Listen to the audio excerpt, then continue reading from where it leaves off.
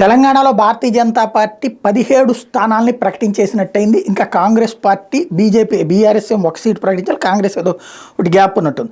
టోటల్గా చూస్తే అక్కడ తెలంగాణలో ఇప్పటికే 15 లోక్సభ స్థానాలకు అభ్యర్థులను ప్రకటించిన బీజేపీ తాజాగా ఆదివారం వరంగల్, ఖమ్మం స్థానాలకు అభ్యర్థులను ఖరారు చేసింది. ఇటీవలే బీఆర్ఎస్ నుంచి బీజేపీలో చేరిన మాజీ ఎమ్మెల్యే ఆరూరు రమేష్కి వరంగల్ టికెట్ దక్కింది. ఖమ్మం అభ్యర్థిగా పార్టీ నేత తాండ్ర వినోద్రావు పేరును అధిష్టానం ప్రకటించింది.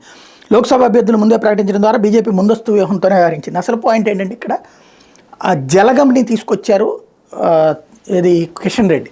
కాకపోతే జలగంకి పక్కన పెట్టి పార్టీ విధేయులకే సీట్ ఇవ్వడం అన్నటువంటిది ఇక్కడ కీలకమైనటువంటిది. పార్టీకి ఎప్పటి నుంచో పనిచేసుకుంటూ ఈవెన్ అక్కడ సభలు ఇవి కూడా మోడీ సభలైనా లేకపోతే అమిత్ షా సభలైనా ఏవైనా సరే నిర్వహించడంలో కీలక పాత్ర పోషించేటటువంటి పార్టీ సిన్సియర్ కార్యకర్తకి అక్కడ సీట్ ఇచ్చారు.